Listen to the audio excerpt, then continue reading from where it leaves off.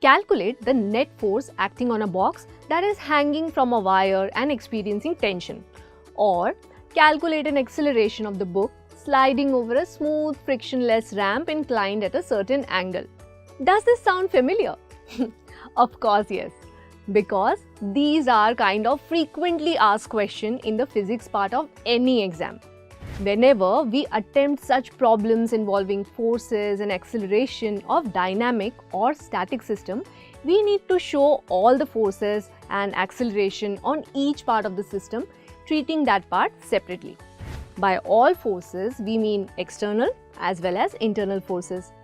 Internal forces basically involves mutual interactions. We can apply the laws of motion to the given system only after knowing all the forces acting on it. So in this video, we are going to understand the most important topic, how to draw free body diagram. Free body diagram is basically the simplest representation of an object under study with all the forces acting on it.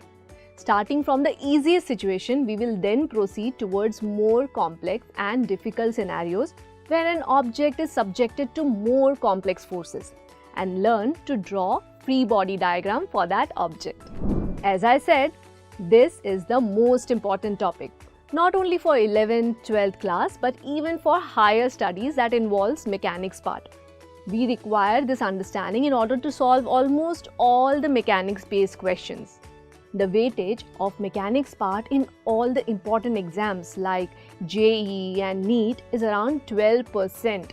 So make sure not to lose any of these marks. For that, do check the lecture video. Stay tuned for more.